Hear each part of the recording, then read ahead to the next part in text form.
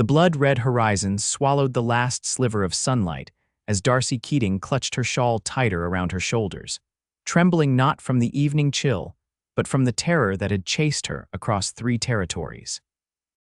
She stumbled through the doors of Sweetwater's only saloon, ragged and dust-covered, her eyes darting nervously across the smoke-filled room as conversations momentarily halted and curious gazes turned toward her. It was 1875, and the small frontier town of Sweetwater, Wyoming Territory, was nothing more than a collection of wooden buildings straddling the stagecoach route between Cheyenne and the Montana gold fields. For Darcy, it represented something far more precious than gold. It was her last hope of disappearing. Vincent Ellwood noticed her immediately. Most newcomers in Sweetwater didn't escape his attention, but this woman was different. Her fine clothing, despite being travel-worn, spoke of an Eastern upbringing, and the way she carried herself, shoulders hunched, eyes downcast, constantly looking over her shoulder, suggested she was running from something. Or someone. "Even in, miss," the barkeeper called out, his voice cutting through the renewed chatter. "Can I help you?" Darcy's throat constricted. She opened her mouth, but no words came. It had been 3 days since she'd last spoken to another soul. 3 days since she'd fled Denver in the dead of night. 3 days of looking over her shoulder at every sound. Vincent rose from his table in the corner, his tall frame unfolding like a jackknife. His weathered face remained expressionless beneath the shadow of his wide-brimmed hat, but his eyes, sharp and observant as a hawk's, missed nothing about the stranger. The spurs on his boots jingled softly as he crossed the rough-hewn floorboards. "Looks like the lady could use a seat and maybe some water," he said, his voice low but carrying the natural authority of a man accustomed to being listened to. The barkeeper nodded and busied himself with a glass. Darcy's eyes met Vincent's, and he saw fear there, deep and primal. Her hands trembled as she clutched her small traveling bag. "I don't mean to frighten you, miss," Vincent said, stepping back to give her space. "Name's Vincent Ellwood. Most folks around here call me Vince." She swallowed hard, her lips parting slightly, but still no words came. The barkeeper slid a glass of water across the counter. Vincent gestured toward it. "Drink. You look like you've had a long journey." Darcy reached for the glass with unsteady fingers. After taking a sip, she whispered so softly that Vincent had to lean closer to hear, "I'm scared to speak." Vincent studied her for a long moment, noting the intelligence in her eyes despite her fear, and the way she held herself with a certain dignity even in her distress. Then he nodded once, decisively. "Then let silence be our language." The simple acceptance in his words made something shift in Darcy's expression. She took another sip of water, her eyes never leaving his face, as if trying to determine whether he could be trusted. Vincent turned to the barkeeper.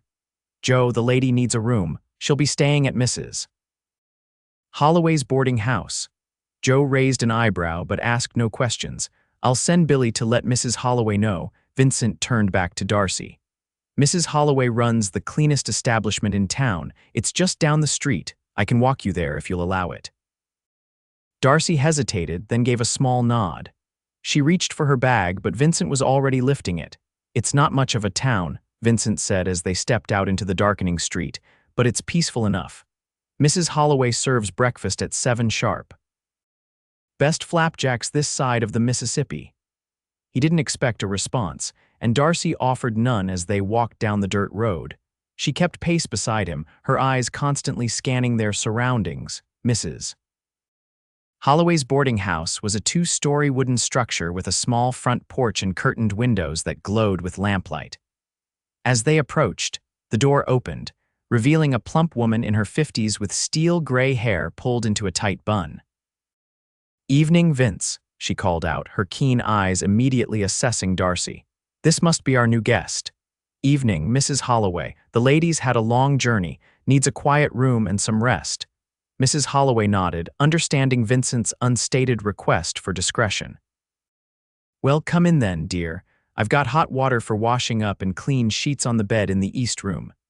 Darcy cast one last glance at Vincent before following Mrs. Holloway inside. He tipped his hat to her.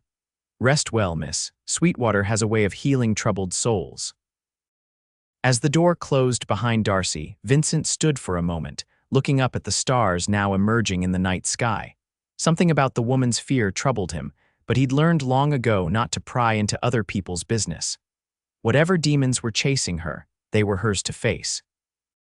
Still, as he walked back toward the saloon, he found himself wondering what could frighten a woman so badly that she'd be afraid of her own voice. Morning arrived with the clatter of wagon wheels and the distant lowing of cattle. Darcy awoke disoriented, momentarily forgetting where she was until the events of the previous evening came rushing back. The small room at Mrs. Holloway's was plain but clean, with a narrow bed, a washstand, and a chair by the window that overlooked the main street of Sweetwater. She dressed carefully in one of the two dresses. She'd brought with her a simple blue calico that had seen better days but was still presentable. Her fingers traced the cameo brooch at her throat, the only piece of jewelry she hadn't sold to fund her escape. It had been her mother's, and touching it gave her courage. When she descended the stairs, she found Mrs. Holloway in the dining room setting out plates for breakfast. The older woman looked up and smiled. "Good morning, dear, sleep well." Darcy nodded, relieved that the landlady didn't seem to expect conversation. "That's good. Sit anywhere you like. Coffee's hot and the flapjacks are nearly ready." Darcy chose a seat by the window where she could watch the street. The boarding house was quiet. Apparently, she was the only guest at present. Mrs. Holloway brought her coffee and then disappeared back into the kitchen. The street outside was coming to life. A man swept the boardwalk in front of the general store across the way. A wagon loaded with lumber rumbled past. Two women with market baskets stopped to chat near the millinery shop. It all seemed so normal, so peaceful.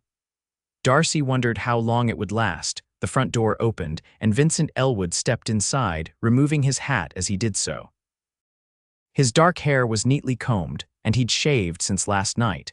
He wore a clean blue shirt under a leather vest, and his gun belt sat low on his hips, not a gunslinger's rig, but the practical arrangement of a man who viewed his weapon as a tool rather than a statement. "Morning, Mrs. Holloway," he called toward the kitchen. "Something smells mighty fine. Vincent Ellwood, are you inviting yourself to breakfast again?" Mrs. Holloway emerged from the kitchen, but her mock scolding was belied by the fond smile on her face. "If there's enough to spare, madam." His gaze shifted to Darcy, and he gave her a nod.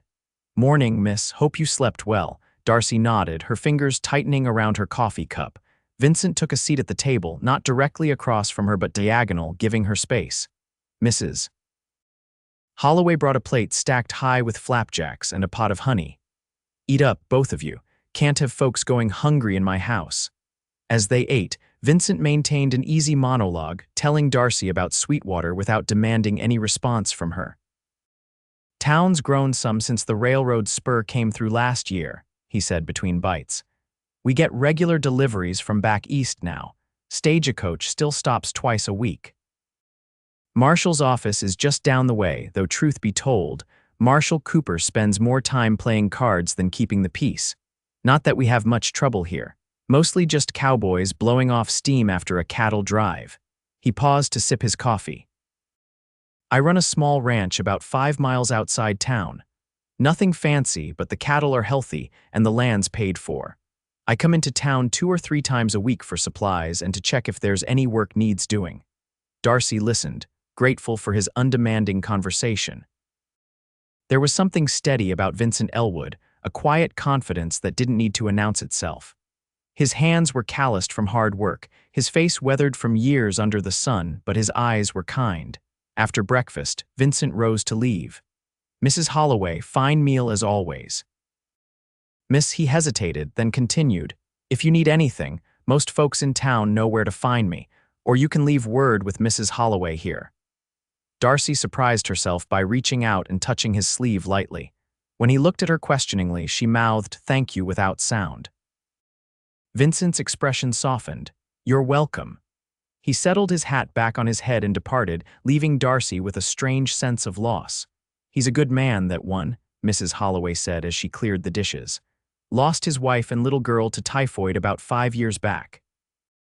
Keeps to himself mostly, but always ready to lend a hand when needed." Darcy nodded, absorbing this information. "A widower." That explained the sadness she'd glimpsed beneath his composed exterior. "Now, dear," Mrs. Holloway continued, "I don't mean to pry, but I should know what to call you. And whether you're planning to stay in Sweetwater for a spell." Darcy hesitated, then reached for the small notebook and pencil in her pocket items she'd purchased during her journey for just this purpose. She wrote quickly and handed the note to Mrs. Holloway. The landlady adjusted her spectacles to read it. "Darcy Keating. Pleased to meet you properly, Miss Keating. And yes, I have room for a long-term boarder if that's what you're asking. The rate's $5 a week, including meals." Darcy wrote another note. "Work." "Well, now, that depends on your skills.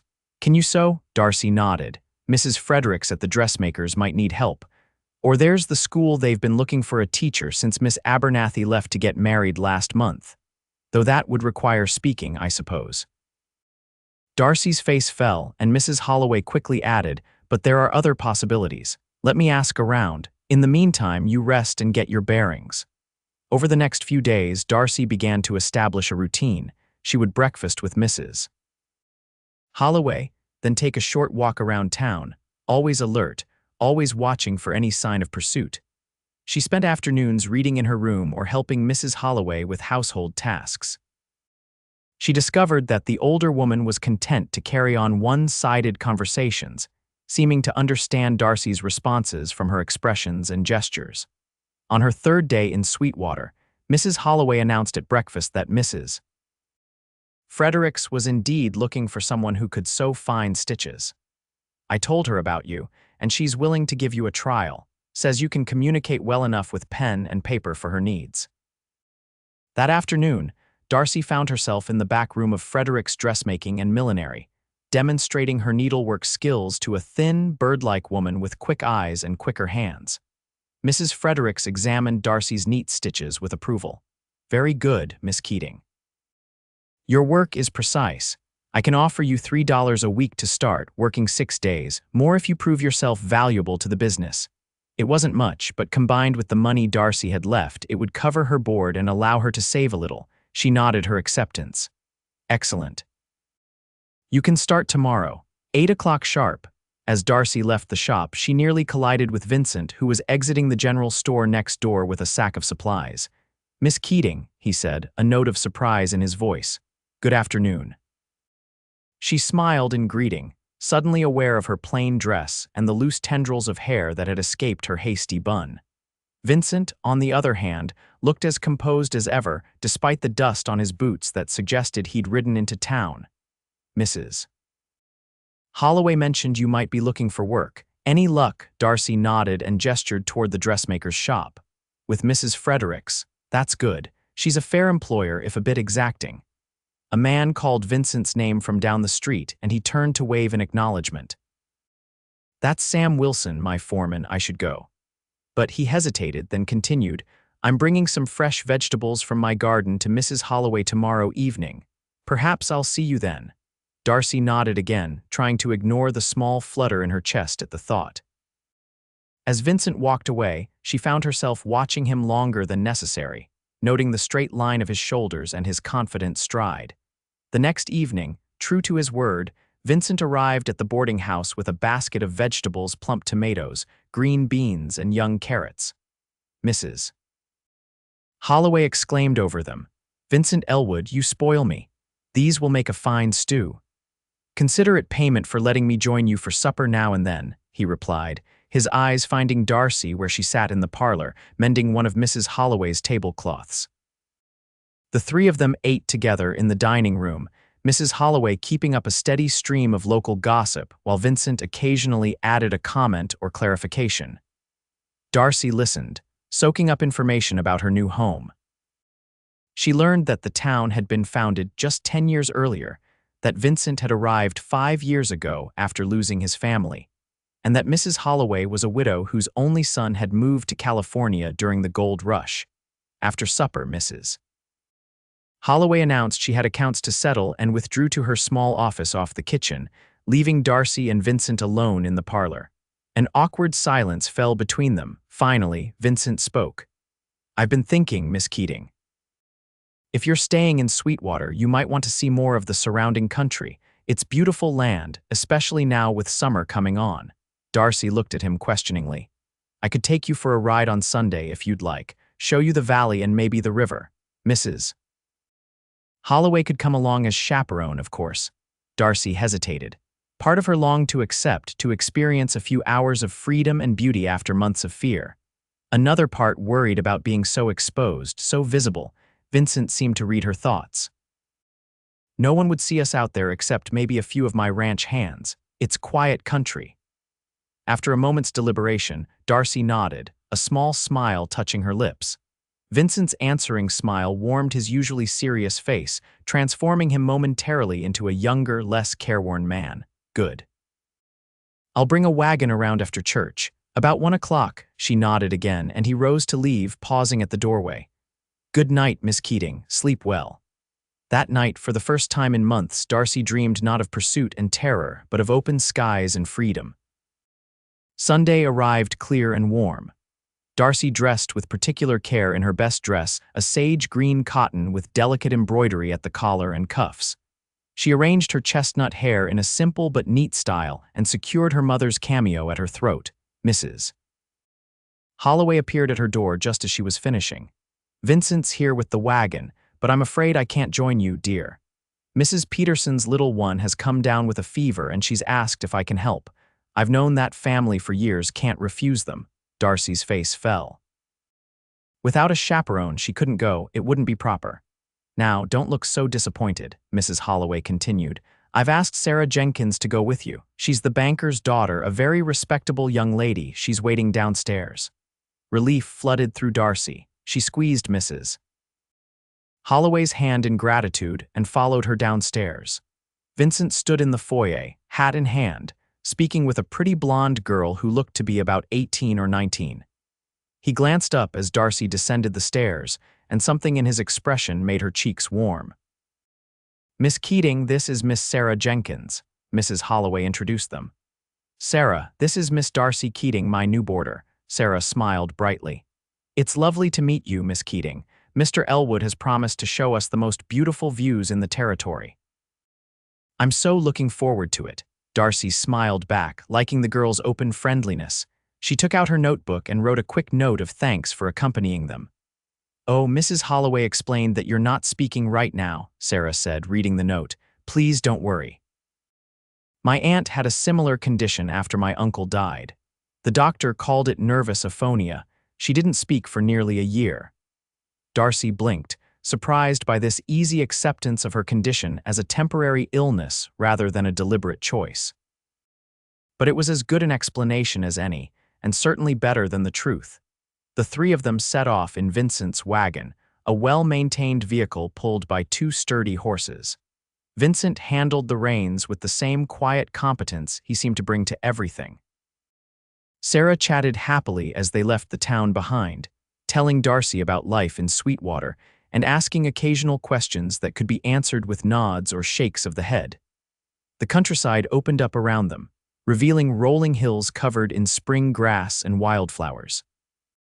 The sky stretched endlessly above, a deep, clear blue that seemed to promise possibilities. Darcy found herself relaxing, breathing deeper than she had in months. Vincent guided the wagon up a gentle slope to a rise overlooking a broad valley. A stream meandered through it, glinting silver in the sunlight. In the distance, mountains rose blue and mysterious. This is Fletcher's Ridge, Vincent said as he helped the ladies down from the wagon. Best view in the county, in my opinion. He spread a blanket on the grass, and Sarah immediately began unpacking the picnic basket Mrs. Holloway had prepared. Darcy stood at the edge of the ridge, drinking in the vastness of the landscape. A sense of smallness overcame her, but rather than being frightening, it was oddly comforting. Her problems, her fears, seemed less overwhelming against the backdrop of such timeless grandeur. Penny for your thoughts, Vincent said quietly, coming to stand beside her. Darcy smiled ruefully and touched her throat in reminder. Right, he said. I forgot for a moment. He gazed out at the view. First time I saw this, I was fresh from burying my wife and daughter. Came west because I couldn't bear to stay in Illinois where every street, every room reminded me of them. Found this spot by accident while tracking a stray calf. Sat here until sunset, feeling like the land was, I don't know, absorbing some of my grief. Darcy looked at him, surprised by this confidence. Vincent rarely spoke of personal matters. He met her eyes briefly, then looked away. Sorry, don't mean to burden you with old sorrows. She touched his arm lightly, shaking her head to indicate she didn't mind. In fact, his willingness to share his pain made her feel less alone in hers. Lunch is ready, Sarah called, breaking the moment. They joined her on the blanket, where she'd laid out cold chicken, bread, cheese, and Mrs. Holloway's apple tarts. As they ate, Vincent pointed out landmarks his ranch in the distance, the stagecoach road winding its way west, the river that eventually joined the North Platte. Sarah asked questions about the wildflowers, which Vincent answered with surprising knowledge. My wife was interested in botany, he explained. She taught me the names of plants. That blue one there is larkspur. Those yellow ones are blanket flowers. After lunch, they walked along the ridge, Sarah ranging ahead to gather wildflowers while Vincent and Darcy followed at a more sedate pace. The silence between them felt comfortable now, no longer awkward. Occasionally, Darcy would point to something, a bird, an interesting rock formation, and Vincent would name it or share what he knew about it. When it was time to leave, Darcy found herself reluctant to go. The afternoon had been a respite, a glimpse of what life could be if she weren't constantly looking over her shoulder. As Vincent helped her back into the wagon, his hand lingered on hers a moment longer than necessary, and their eyes met in a moment of shared understanding. The ride back to town was quieter, as even Sarah had exhausted her store of conversation. Darcy sat with her small bouquet of wildflowers, watching the landscape slide by and thinking about the man beside her, whose steady presence had somehow become important to her in just a week's time. As they approached Sweetwater, however, Darcy's peace evaporated. A new poster had been nailed to the board outside the sheriff's office, a poster she could see clearly as they passed. It bore a rough sketch of a woman's face, her face, and the words "wanted for questioning" in bold letters. Her breath caught, and she felt the blood drain from her face. Vincent, attuned to her reaction, glanced at what had caught her attention. His expression didn't change, but she felt him tense beside her. Sarah, he said casually, would you mind if we drop Miss Keating at the boarding house first? She looks a bit tired from our outing. Of course, Sarah replied, seemingly unaware of any undercurrents. It has been a long day, hasn't it? But so enjoyable. Vincent drove directly to Mrs. Holloway's, helping Darcy down with careful solicitude. I'll return shortly to help you inside with your things, Miss Keating, he said meaningfully. After I take Miss Jenkins home, Darcy nodded, understanding his message. She hurried inside, her mind racing. They had found her. It wouldn't be long before someone recognized her from the poster. She needed to leave immediately. But when she entered her room and began pulling out her traveling bag, her hands were shaking so badly she could barely manage the clasps. Panic threatened to overwhelm her. Where would she go? How far would she have to run this time? A soft knock at her door made her jump. Mrs. Holloway entered, her face creased with concern. Vincent asked me to check on you, dear. He said you seemed unwell. Darcy gestured desperately at her half-packed bag, trying to convey her need to flee. Oh, my dear girl, Mrs. Holloway said, closing the door behind her. What's frightened you so? Unable to explain verbally, Darcy grabbed her notebook and scrawled hastily. Wanted poster in town. My face. They've found me. Mrs. Holloway read it, her expression growing serious. I see, and who is they, if I may ask? Darcy hesitated, then wrote, My stepfather, powerful man, dangerous. Please, I must leave tonight. Nonsense, Mrs. Holloway said firmly. Running again will only exhaust you and they'll keep looking. Besides, Vincent has already gone to remove that poster. Darcy stared at her in shock. Oh yes, he saw it too. Told me he'd take care of it when he brought Sarah home. He should be back any minute. She patted Darcy's hand. Now, let's think this through calmly. Vincent is a resourceful man. If anyone can help you, he can. As if summoned by her words, there was another knock at the door. Vincent entered at Mrs. Holloway's invitation, his hat in his hands and the wanted poster folded in his pocket. Miss Keating, he said softly, I think it's time we had a proper conversation. Mrs. Holloway nodded. I'll leave you two to talk. I'll be downstairs if you need anything. She closed the door behind her, leaving Darcy and Vincent alone. Vincent sat in the chair by the window, giving Darcy space. "I took down the poster," he said. "Told the sheriff it had blown away, but there will be others. Whoever's looking for you has resources." Darcy nodded miserably, sinking onto the edge of her bed. "I won't ask you to speak if it's still too difficult," Vincent continued, "but I need to understand what we're dealing with if I'm going to help you." She looked at him sharply. Help her? Why would he involve himself in her troubles? As if reading her thoughts, he said, "I know we've only known each other a short time, Miss Keating, but in that time I've come to care what happens to you." His voice was steady, but there was something vulnerable in his eyes. "I'd like to help if you'll let me." Darcy hesitated, then reached for her notebook. For several minutes, the only sound in the room was the scratch of her pencil as she wrote, filling page after page with her story. When she finished, she handed the notebook to Vincent with trembling fingers. He read slowly, his expression growing graver with each page. When he finished, he looked up, his eyes dark with anger, not at her, she realized, but on her behalf. "Your stepfather is claiming you stole from him to finance your own committal to a sanitarium." His voice was flat. "He's using his position as a bank president to pursue you across state lines, claiming you're mentally unstable and dangerous." Darcy nodded, tears welling in her eyes. She took the notebook back and wrote, "He's lying. After my mother died, he tried to force me to marry his business associate, a man 3 times my age. When I refused, he threatened to have me committed, said he'd pay doctors to declare me insane. I had to run." Vincent's jaw tightened. "And you haven't spoken since you left, because you're afraid your voice might be recognized if word gets back to him." She nodded again, relieved that he understood so quickly. "You have any proof of your claims, any documentation that could counter his?" Darcy shook her head, writing, "My word against his. He's respected, wealthy. Who would believe me?" Vincent was silent for a long moment, considering.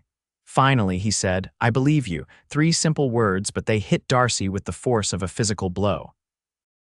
Tears spilled down her cheeks, and she covered her face with her hands, her shoulders shaking with silent sobs. Vincent moved to sit beside her on the bed, his hand hovering uncertainly over her back before gently coming to rest there. "We'll figure this out," he said quietly. "You don't have to run anymore." When her tears subsided, Darcy wiped her eyes and wrote, "What can we do? He won't stop looking." "No, he won't," Vincent agreed, "but we can make sure he doesn't find what he's looking for." The next morning, Vincent assembled a small council in Mrs. Holloway's parlor. Himself, Mrs. Holloway, Sheriff Cooper, and Judge Isaiah Thornton, who had ridden in from the county seat at Vincent's request. Darcy sat nervously in a corner, her notebook clutched in her hands. Vincent had already explained the situation to the sheriff and judge, showing them the wanted poster and Darcy's written account of her stepfather's threats.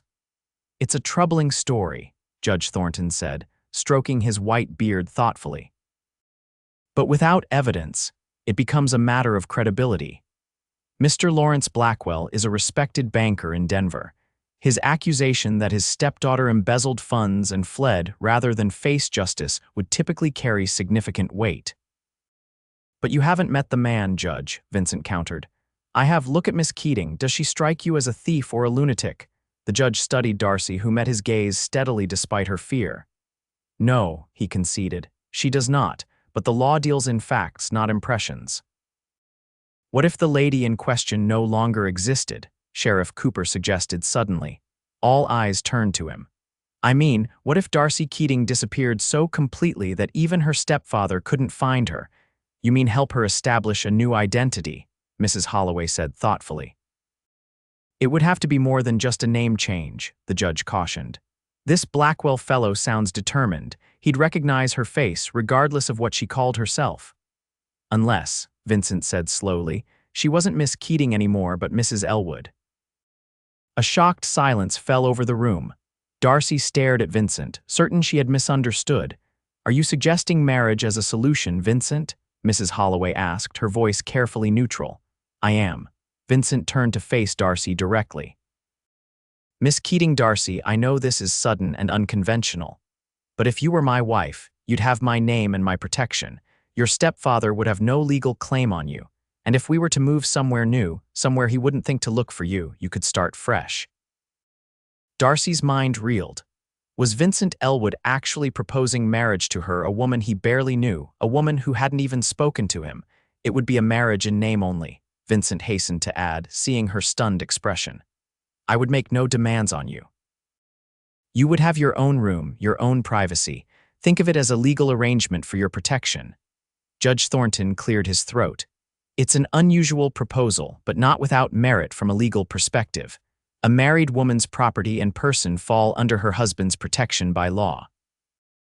Blackwell would have no standing to pursue Mrs. Ellwood, even if he suspected she was formerly Miss Keating. Darcy's hands trembled as she opened her notebook and wrote, "Why would you do this for me?" Vincent read her note and answered simply, "Because it's the right thing to do. And because I believe everyone deserves a chance at peace." She studied his face, searching for any hint of ulterior motive, but found only sincerity and a kind of determined compassion. Slowly, she wrote again, "What about you, your life, your future?" "My life is my own to offer," he replied quietly. "And my future?" He paused, a shadow crossing his features. "Well, I've been alone a long time. Having someone to protect, to care for it wouldn't be a hardship." Mrs. Holloway watched this exchange with a thoughtful expression. "It could work," she said finally. "Vincent has been talking about selling his ranch here and buying land up in Montana territory. If you two were to marry and move north, who would connect Mrs. Vincent Ellwood of Montana with Miss Darcy Keating of Denver?" Darcy looked from Mrs. Holloway to Vincent, then to the judge and sheriff. They were offering her a way out, a chance at safety and a new beginning.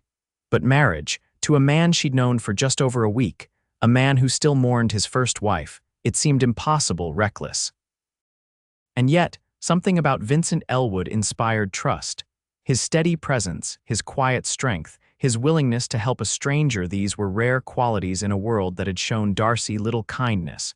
She took a deep breath and wrote a single word. Yes. The wedding took place 3 days later in Judge Thornton's office in the county courthouse. It was a small, private ceremony with only Mrs. Holloway and Sheriff Cooper as witnesses. Darcy wore her green dress and carried a small bouquet of wildflowers that Sarah Jenkins had gathered for her. Vincent wore his Sunday best, freshly pressed, his dark hair neatly combed. Judge Thornton conducted the ceremony with dignity, modifying it slightly to accommodate Darcy's silence. When it came time for her vows, she wrote her responses in her notebook, which Vincent read aloud in a clear, steady voice. And when the judge pronounced them man and wife, Vincent gently took her hand and slipped a simple gold band onto her finger, his first wife's ring, resized by the town jeweler to fit Darcy's slender hand. There was no kiss.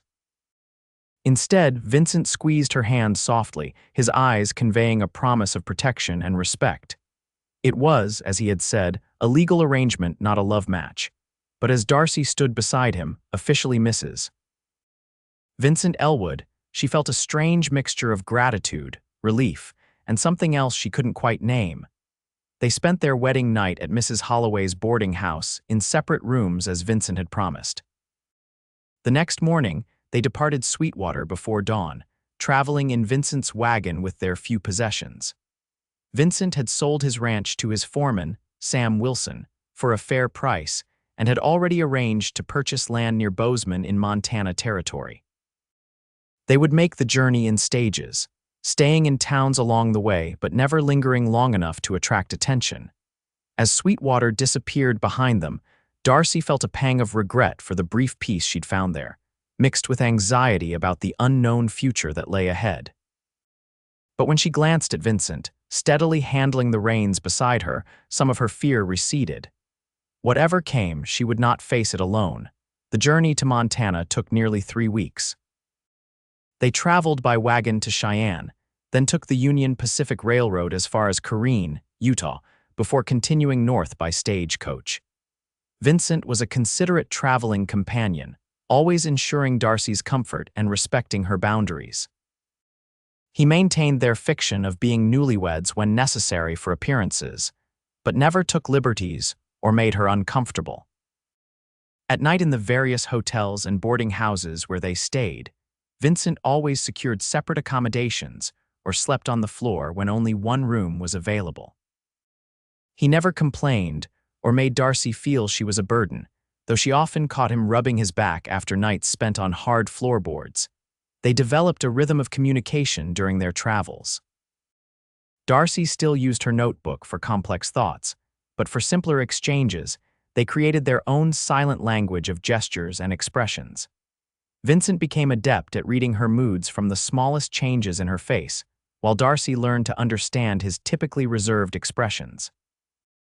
Gradually, as the miles between them and Denver increased, Darcy felt her fear loosening its grip.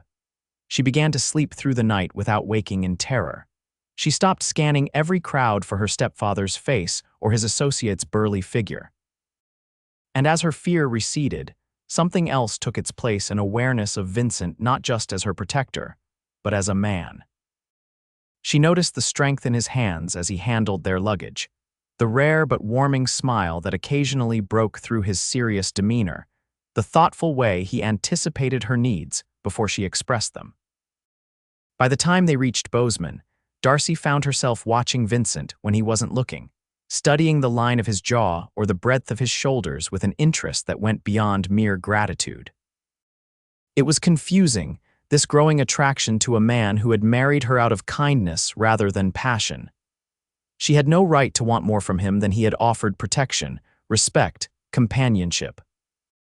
And yet, sometimes she caught him watching her too, his eyes quickly darting away when she noticed, and she wondered if perhaps she wasn't alone in her changing feelings. The land Vincent had purchased sight unseen turned out to be a beautiful piece of property about 15 miles outside Bozeman, 300 acres of rolling grassland, bordered by pine forest on one side and a clear, swift creek on the other. A small but sturdy cabin stood near the creek, built by the previous owner who had decided to return east after his wife died in childbirth. "It's not much," Vincent said as they approached the cabin on their first day, "but it's solid. We can add to it as needed."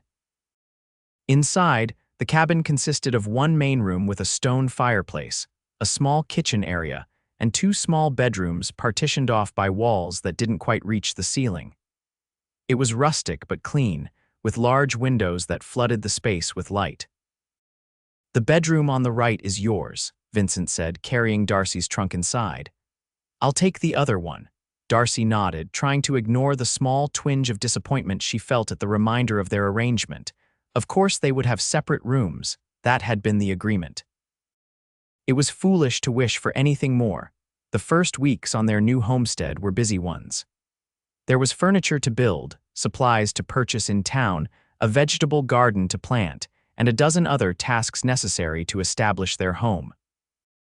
Vincent worked from dawn until dusk, only stopping when darkness made it impossible to continue. Darcy threw herself into domestic tasks, determined to contribute her share to their partnership. They settled into a routine. Mornings began with breakfast together at the small table Vincent had crafted from pine boards. Days were filled with work, Vincent outside tending to the land and the small herd of cattle he'd purchased, Darcy inside cooking, cleaning, and gradually transforming the sparse cabin into a home. Evenings were spent by the fire, Vincent often reading aloud from one of the books they'd brought while Darcy sewed or simply listened, content in the peaceful quiet of their shared space. It was a simple life, far removed from Darcy's privileged upbringing in Denver, but she found herself happier than she'd been in years.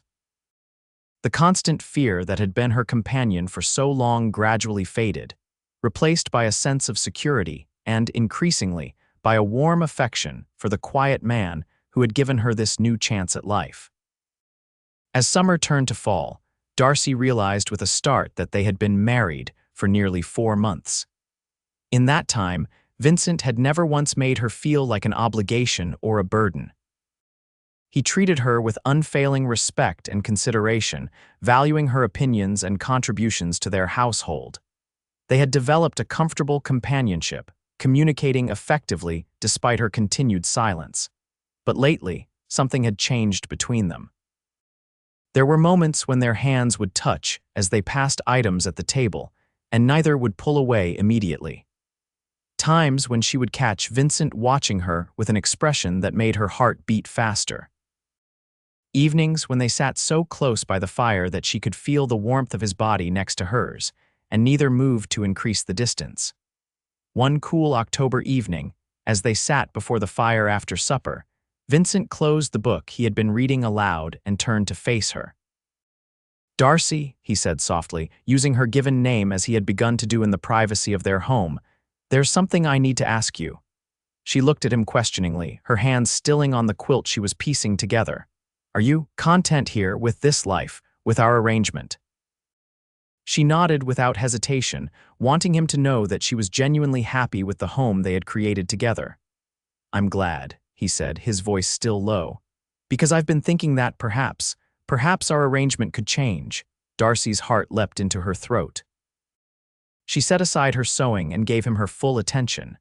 "When I proposed this marriage, it was as a means of protection for you, nothing more. I didn't want you to feel any obligation beyond accepting my name and my help." He paused, seeming to search for the right words. "But these past months, living here with you, getting to know you, my feelings have changed." He reached out slowly and took her hand, giving her every opportunity to pull away. She didn't. His palm was warm and slightly rough against hers. "I find myself caring for you in a way I didn't expect. In a way I haven't felt since I lost my first wife." His voice roughened slightly.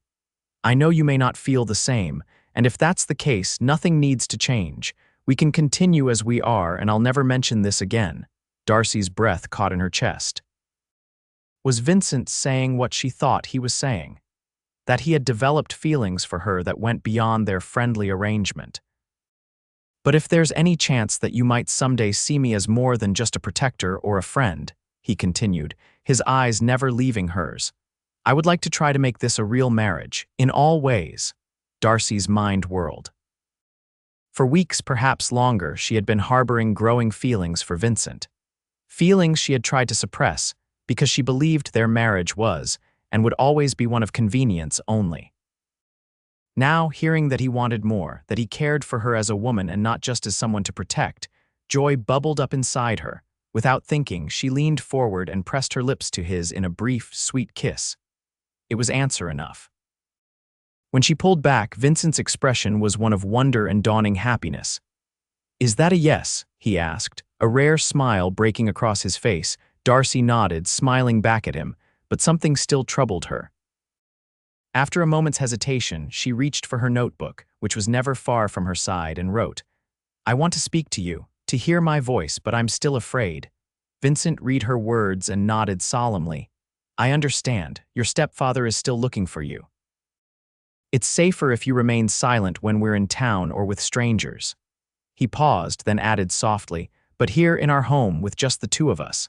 Would you feel safe enough to speak?" Darcy considered the question.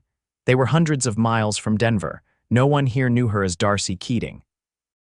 She had a new name, a new life.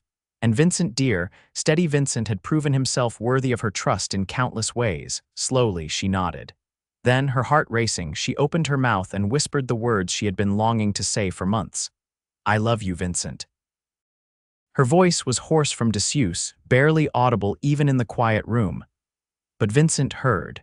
His eyes widened, and he reached out to cup her face gently in his calloused hands.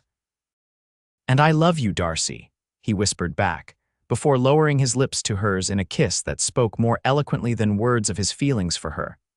That night, they truly became husband and wife, their marriage transformed from a legal arrangement into a union of hearts.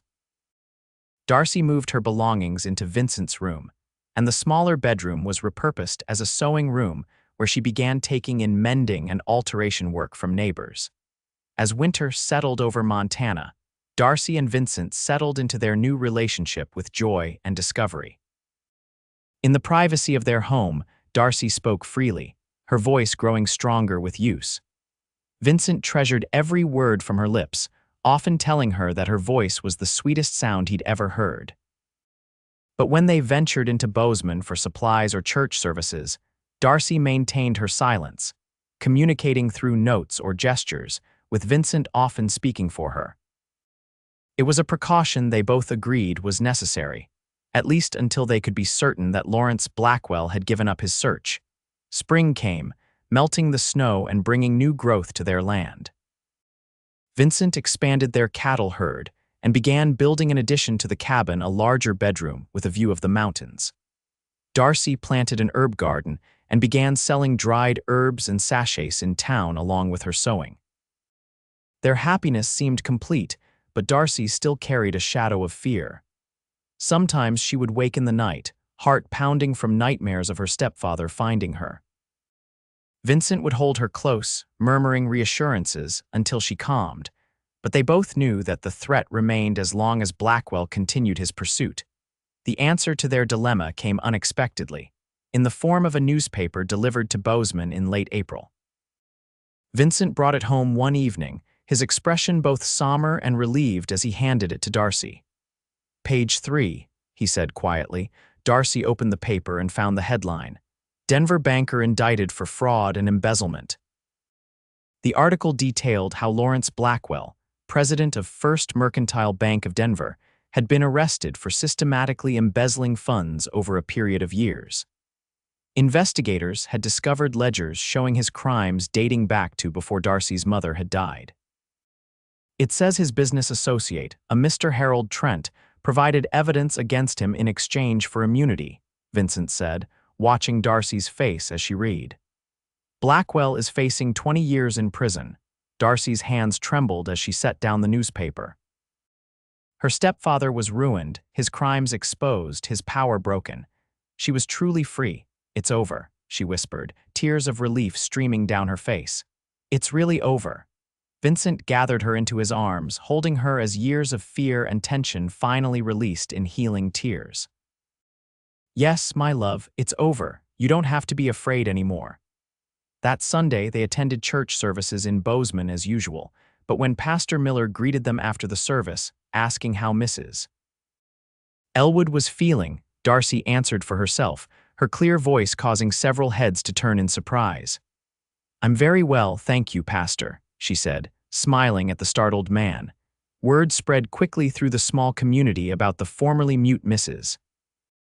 Ellwood's miraculous recovery of speech. Vincent and Darcy decided to explain it as a psychological condition that had finally healed not so far from the truth, really.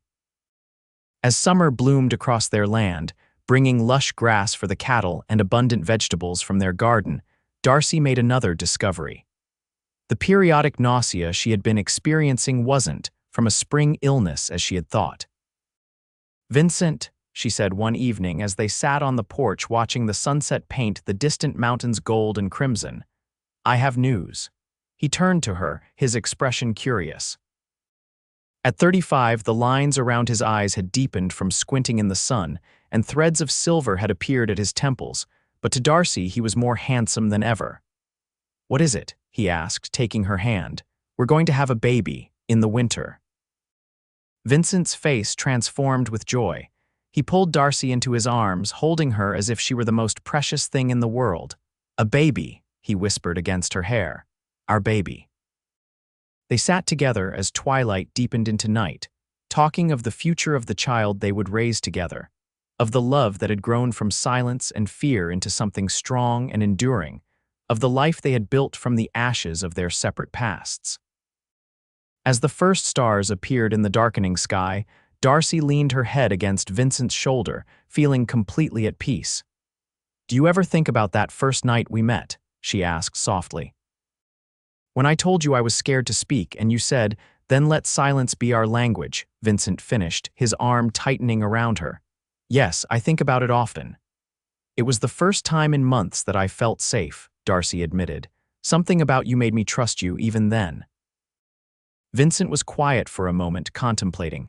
Maybe some things don't need words. Maybe the heart has its own language. Darcy smiled, placing her hand over his where it rested protectively on her still flat stomach. "I think you're right, and I'm glad we learned to speak it together." As night fell fully over their Montana homestead, bringing with it the chorus of crickets and the distant howl of a wolf, Darcy Ellwood knew with absolute certainty that she had found her place in the world not in the grand houses of Denver where she had grown up, but here on this rugged land, with this good man at her side and their child growing beneath her heart. A home built on trust, strengthened by shared silence, and made complete by love that had found its voice at last. In January of 1877, on a cold, clear night with stars blazing like diamonds across the Montana sky, Darcy gave birth to a daughter they named Hope. And as Vincent held their tiny miracle while Darcy rested, he whispered a promise to them both, that their home would always be a place of safety, of honesty, and of love spoken in whatever language the heart required.